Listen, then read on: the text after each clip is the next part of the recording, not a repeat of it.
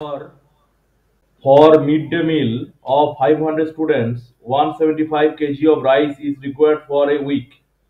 Mid day meal স্কুলে জানো ইংলিশে মিড ডে মিল কিন্তু এটা করতে হবে, পরের ক্লাসে মনে করে দেবে।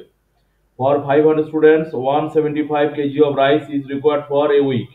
তাহলে 175 কেজি অফ রাইস লাগছে 500 জন স্টুডেন্টের কতদিন চলে সেটা? এ উইক মানে 7 ডেজ।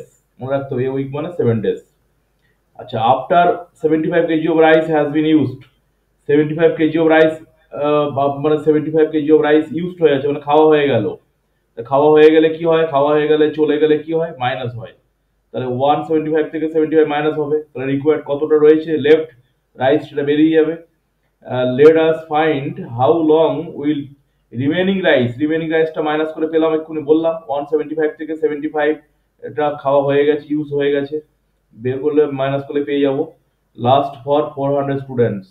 তাহলে যে রিমেনিং রাইসটা থাকছে সেটা কতদিন, হাউ লং মানে কতদিন চলবে, ফর 500 স্টুডেন্টস 400 জন স্টুডেন্টের কতদিন চলবে।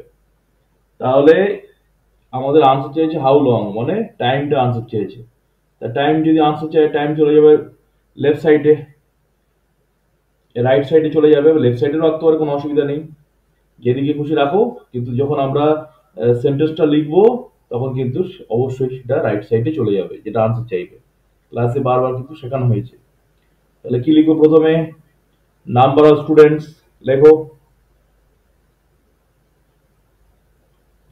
নাম্বার অফ স্টুডেন্টস,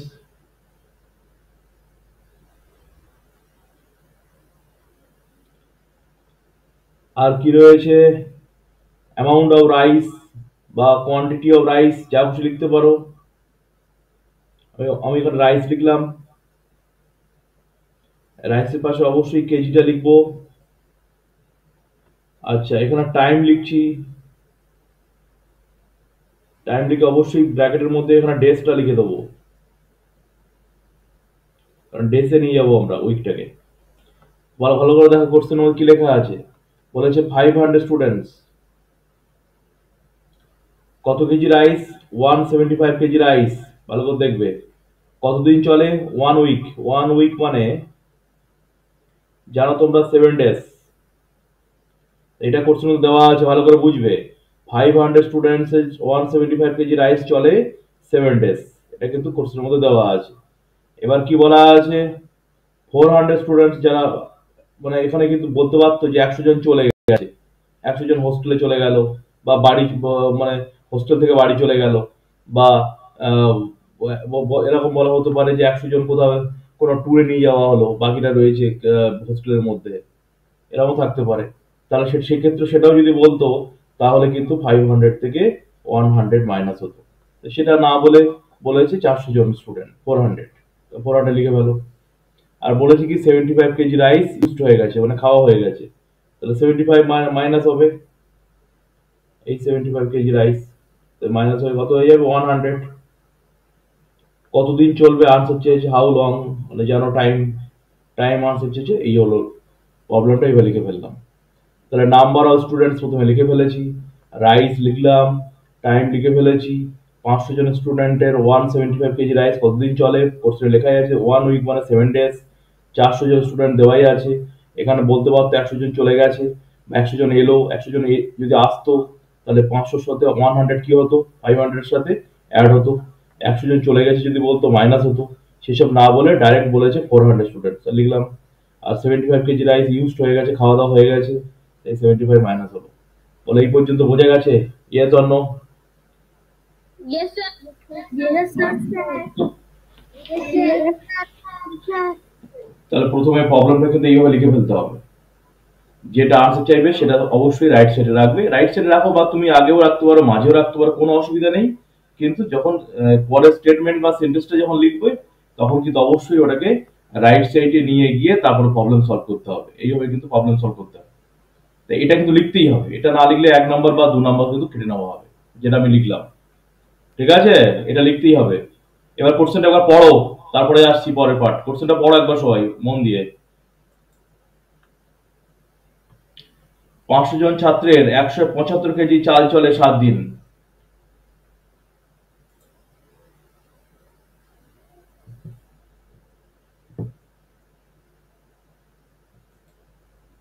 তাহলে কোশ্চেনটা পড়েছো? তাহলে এখানে বলেছে যে let us find how long will remaining rice last for 400 students. এটা কোশ্চেনের মধ্যে আমাদের আনসার চেয়েছে। তাহলে আমরা এইভাবে লিখি এবার সেন্টেন্সটা। 500, তোমরা তোমাদের মতো লিখতে পারো, আমি এইভাবে লিখছি। Students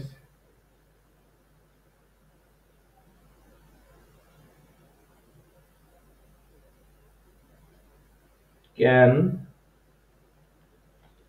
500 students can use 175 kg of rice for 7 days। তাহলে ইউজ বাই ইট লিখতে পারো। তাহলে 500 students can use 175 kg of rice for 7 days। one student, একজন, ভাবো একজন খাবে 175 কেজি রাইস। ভালো করে বুঝতে হবে, 500 স্টুডেন্টস 175 কেজি রাইস খাচ্ছে 7 দিন, 7 দিন চলবে। একজন, মাত্র একজন, একজন স্টুডেন্ট সে 175 কেজি রাইস ইউজ করবে বা খাবে। কতদিন চলবে? বেশি দিন না কম দিন চলবে? একজনের অনেকদিন চলবে। অনেকদিন চলার জন্য কি হবে? বেশি দিন হওয়ার জন্য ইন্টু হবে 7 × 500। ভালো করে বোঝো। হ্যাঁ, তাহলে আমরা ইউটিউব মেথডে কি করি? সবসময় 1 দিয়ে করি, 1 দিয়ে করলাম। কিন্তু এখানে দেখো 500 স্টুডেন্টস রয়েছে, 175 কেজি রাইস রয়েছে, আবার ডেজ রয়েছে, তিনটে রয়েছে, তিনখানা, 1 2 3। কিন্তু ভালো করে বুঝতে হবে। তাহলে এখানে যখন আমরা 1 দিয়ে করলাম, এর পরের লাইনে এখানে 1 দিয়ে করবো, যেমন শিখিয়েছিলাম কিন্তু আমাদের, আবার কিন্তু একবার বলে দিলাম। তাহলে 1 student can use 175 KG rice 7 × 500। এটা বেশি হয়, বেশি দিন চলে। এবার দেখো এখানে তো 1 হয়ে গেছে, 1 থাকলো। এবার 175 কেজির জায়গায় 1 হবে। তাহলে প্রথমে 500 এখানে 1 করলাম, এবার 175 এর এখানে 1 করব। তাহলে 1 student can use 1 KG of rice. 1 KG চাল খাবে একজন স্টুডেন্ট, 1 কেজি রাইস। তাহলে বুঝতেই পারছো, একজন খেলে অনেকদিন চলবে। আর একজন যদি মাত্র 1 কেজি ইউজ করে তাহলে বেশি দিন চলবে না, কম দিন চলবে, তাড়াতাড়ি শেষ হয়ে যাবে। 7 × 500 বাই 175। তাহলে বুঝতে পারলে এখানে কিন্তু 1 করে ফেলেছি, এখানেও 1 করে ফেললাম, হয়ে গেল। এবার কি আছে? এবার হচ্ছে 400 স্টুডেন্টস। ভালো করে বুঝবে, এবার আসছে 400। তাহলে 400 স্টুডেন্টস,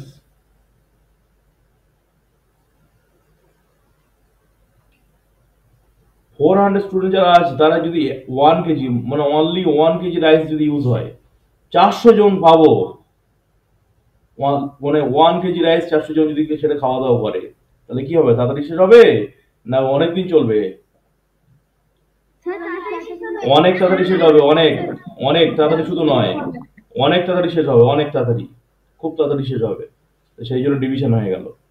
এবার দেখো এই 400 স্টুডেন্ট যারা রয়েছে তারা 1 কেজি না, কোশ্চেনের মধ্যে দেওয়াই আছে। এবার দেখো 400 এর পর কি দেওয়া আছে?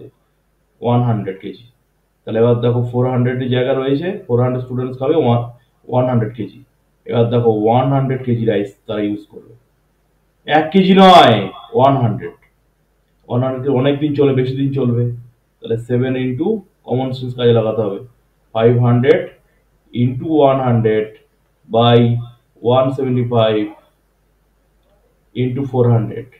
এই হয়ে গেল। কাটিং করো, এটা কাটিং করলে 4 হয়। 25 দিয়ে কাটিং করো, 25 দিয়ে করলে 20 হয়। 25 দিয়ে যদি কাটিং করো তাহলে হবে 7 হয়। 7 7 কেটে গেল, এই 4 আর 20 কাটলে হয় 5। তাহলে আনসার হবে 5 ডেজ। এখানে কিন্তু আনসার লিখতে হবে, অবশ্যই কিন্তু আনসার কিন্তু লিখতে হবে। কোর্সের মধ্যে আনসার চেয়েছে, কি চেয়েছে? এখানে চেয়েছে, এখানে বলেছে let us find how long will remaining rice last for 400 students. লিখতে হবে যে রিমেইনিং রাইস, সেটা আমাদের কিন্তু 5 ডেজ, এটা লাস্ট হবে, 5 ডেজ কিন্তু এটি চলবে। এটা কিন্তু তোমাদের আনসার হিসেবে লিখতে হবে। আনসার লেখো, বোঝা গেছে? তাহলে কি বললাম? তাহলে 500 students can use 175 KG rice 7 days. 1 এ কত হচ্ছে, আর 1 কেজিতে এটা আমাদের কত বের করতে হবে। তারপর 400 স্টুডেন্টস যদি কতদিন চলবে এটা বের করবো, আর 400 স্টুডেন্টস যদি 100 রাইস ইউজ করে এটা কতদিন চলবে। এইভাবে কাটিং করে আমরা 5 ডেজ করে ফেলবো। বোঝা গেছে কি যায়নি বলো? মিলেছে answer? Yes or no? Yes, sir. Yes, sir. Yes, sir. Very good. এইভাবে কিন্তু কোশ্চেনটা সলভ করতে হবে।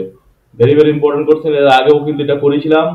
এই কোশ্চেনের মধ্যে 400 দেওয়া আছে, 400 না দিয়ে বলতে পারতো যে 100 জন স্টুডেন্ট তারা হোস্টেল থেকে বাড়ি চলে গেছে বা কোনো ট্যুরে নিয়ে যাওয়া হয়েছে। এখানে স্টুডেন্ট না থেকে আর্মি থাকতে পারতো, বা এছাড়াও আরো অনেক কিছু থাকতে পারতো। ইন্ডিয়া মানে আর্মি ছাড়াও, স্টুডেন্ট ছাড়াও আরো বিভিন্ন ভাবে এটা থাকতে পারতো। কোনো জায়গায় কাজ হচ্ছে, কোনো ক্যাম্পে, সেখানে কিছু লোকজন আছে, কিছু লোকজনের শরীর খারাপ হলো, তারা বাড়ি চলে গেছে, বা কিছু জন এলো, আরো লাগবে এতজন, তাই আসলেও অ্যাড হয়, এটা মনে রাখতে হবে, আর চলে গেলে মাইনাস হয়, এটা বুঝে করতে হবে। আর কিছুদিন পর বললে সেটা মাইনাস হয়ে গেল, এটা বুঝতে হবে, ভালো করে বোঝো।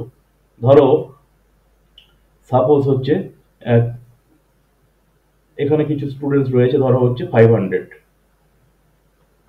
আর ধরো হচ্ছে রাইস হচ্ছে রয়েছে ধরো 175 কেজি, আর ডেজ রয়েছে ধরো সাপোজ হচ্ছে 45 ডেজ সাপোজ ধরো। আর বলা হলো যে 100 জন স্টুডেন্ট চলে গেছে, তাহলে 500 থেকে 100 জন মাইনাস হবে 100।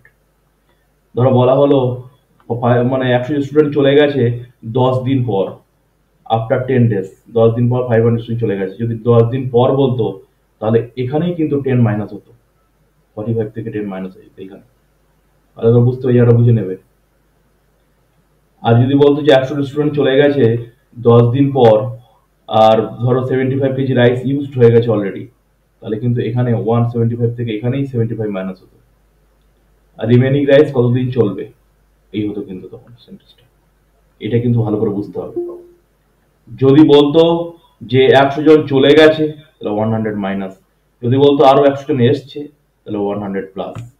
আর যদি 75 কেজি রাইস ইউজড হয়ে যাওয়ার পর আরো 100 জন এলো, ইউজ হয়ে যাওয়ার পর মানে 75 মাইনাস। আর যদি বলতো যে আফটার 10 ডেজ, তাহলে 10 কিন্তু মাইনাস হতে পারে। তাহলে 10 দিন পর বললে 10 মাইনাস। 75 কেজি রাইস ইউজড হয়ে গেছে বললে 75 মাইনাস। আর যদি বলতো 100 জন চলে গেছে 100 মাইনাস, যদি বলতো 100 জন এসছে 100 প্লাস। এইভাবে কিন্তু বুঝে করতে হবে। বোঝা গেছে? কোনো কোর্সের মধ্যে যদি এরকম থাকে 100 জন গেছে 100 জন এসছে, এইসব ব্যাপার যে লেখা থাকে, বোঝা গেছে না যায়নি?